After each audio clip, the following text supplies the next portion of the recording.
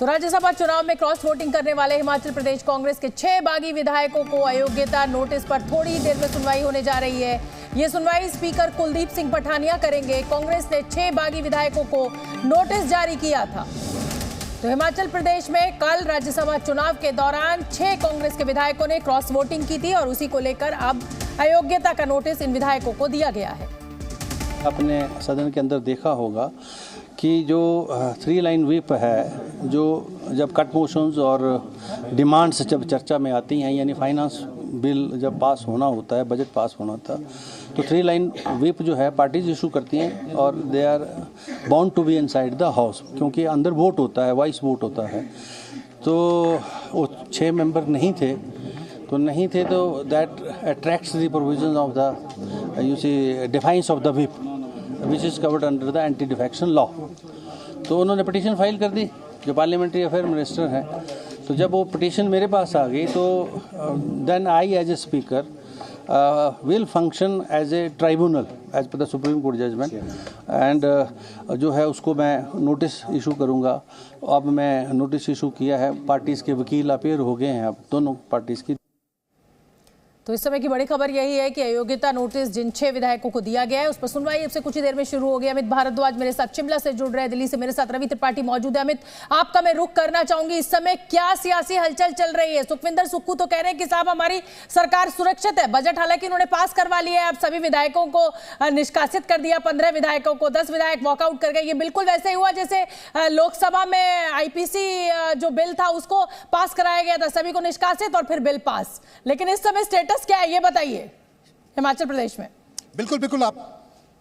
बिल्कुल आपने सही कहा। मैं आपको सीधा लिए चलता हूं। हमारे साथ इस समय कैबिनेट रैंक के मिनिस्टर हैं रघुवीर सिंह बाली, उनसे पूछ लेते हैं। सर, आज क्या क्या हुआ, थोड़ा विस्तार से बताइए। जी मीडिया नेटवर्क के माध्यम से सारी दुनिया आपको देख रही है, क्योंकि कुछ चीज़ों में क्लैरिटी नहीं है। पहला सवाल ये है, क्या जो विधायक आपके खिताब लोअर हिमाचल से आते हैं और इस बार सरकार लोअर हिमाचल से चुनी गई, तो वहाँ से नुमाइंदा उनका चुना गया, सीएम बने, तो वहीं से बागी हो गए लोग, उसका क्या रीज़न था?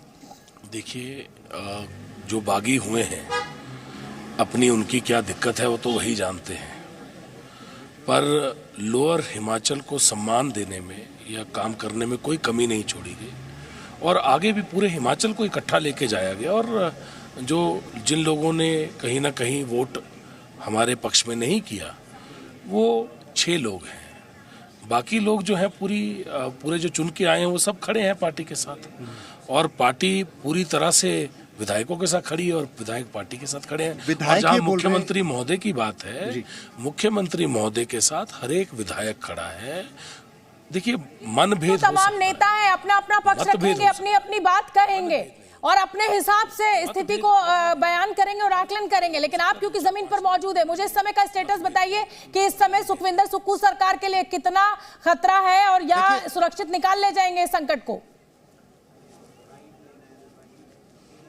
देखिए, हाल फिलहाल के लिए तो अगर हम यही बोले कि अभी तो सरकार सुरक्षित है, लेकिन अभी भी जो है डिप्टी सीएम जो हैं उनको बुलाया गया था, मुकेश अग्निहोत्री को। उनको यहाँ पर राजीव शुक्ला मौजूद थे, भूपेश बघेल अभी मौजूद हैं। राजीव शुक्ला अभी निकले, उनसे भी हमने पूछा कि सरकार का क्या अब अगला स्टेप देख रहे हैं, तो कह रहे सरकार सेफ है, वो भी यही कह के निकले हैं अभी जस्ट। और रघुवीर सिंह बाली हैं, वो भी सीनियर मिनिस्टर हैं अभी सरकार में, उन्होंने भी यही कहा कि सरकार सेफ है। लेकिन मुकेश को जो इस तरह अकेले में बुलाया गया, उनसे बातचीत की गई, क्योंकि कहीं ना कहीं से ये चीज सामने आ रही थी कि हॉली लॉज जो है, जो पहले भी भारी था सुखविंदर सिंह सुक्खू पर, लेकिन सुखविंदर सिंह सुक्खू ने उनको मनाया और फिर वो मुख्यमंत्री बने। पहले भी उनके खिलाफत वो कर रहे थे हॉली लॉज। मैं प्रतिभा के पूरे जिस कैंप को वो लीड कर रही हैं उस कैंप की बात कर रहा हूं। आज विक्रमादित्य, उनके बेटे ने भी कहा, जो जिस तरह से वो भावुक हुए, तो वो कहीं ना कहीं नाराजगी है सुखविंदर सिंह सुक्खू पर। लेकिन अभी जो सारी चीजें हैं, अभी जो कार्रवाई चल रही है, अभी उस पर जो है पूरा फैसला आना है। मैं एक बार फिर पूछ लेता हूं, क्या मैं बिल्कुल आऊंगी अमित आपके पास, उससे पहले मैं रवि त्रिपाठी का रुख करना चाहूंगी। रवि त्रिपाठी,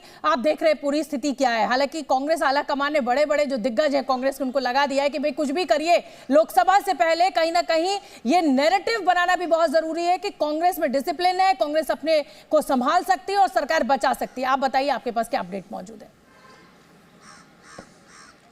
देखिए बिल्कुल ये कहा जा सकता है कि सरकार तो सेफ है, लेकिन सुक्खू सेफ है या नहीं है ये कहना मुश्किल है, क्योंकि जिस तरह से ट्रेंड है, जिस तरह से विधायकों की नाराजगी है, 6 विधायक ऑलरेडी छोड़ के जा चुके हैं और तमाम विधायकों में भी नाराजगी है। विक्रमादित्य का बयान सुना आपने सुबह मॉर्निंग में, जिस तरह से उन्होंने इमोशनल होकर बयान दिया, तो ये कहना मुश्किल है कि सुक्खू अभी सेफ है। अब ये कब तक सुक्खू रहते हैं सीएम, ये कहना मुश्किल है। देखिए कहा जाता है ना, बकरे की अम्मा कब तक खैर मनाएगी, ये देखना होगा। लेकिन क्योंकि देखिए बीजेपी का जो ट्रेंड है, अगर गौर कीजिएगा तो महाराष्ट्र देखिए, मध्य प्रदेश देखिए, कर्नाटक देखिए, बीजेपी जब एक बार शुरुआत कर देती है तो आज न कल वो सरकार गिराने की कोशिश में लगी रहेगी। अब हो सकता है फर्स्ट अटेम्प्ट उनका नाकामयाब रहा, अब सेकंड अटेम्प्ट लेंगे, थर्ड अटेम्प्ट लेंगे, लेकिन तब तक कांग्रेस की क्या स्ट्रेटजी होती है? कांग्रेस की पहली कोशिश थी कि फाइनेंस बिल पास कराया जाए, सरकार को सेव किया जाए, कांग्रेस उसमें सफल रही है। अब यह है कि कांग्रेस को अपने विधायकों को इंटैक्ट रखना है, 6 को निष्कासित करना है, 6 को की सदस्यता जाएगी, उसके बाद भी कांग्रेस के पास बहुमत रहता है, 34 के आसपास एमएलए रहेंगे, उनके पास बहुमत रहेगा। बीजेपी के लोग अयोग्य करार दिए गए हैं, उसके अलावा भी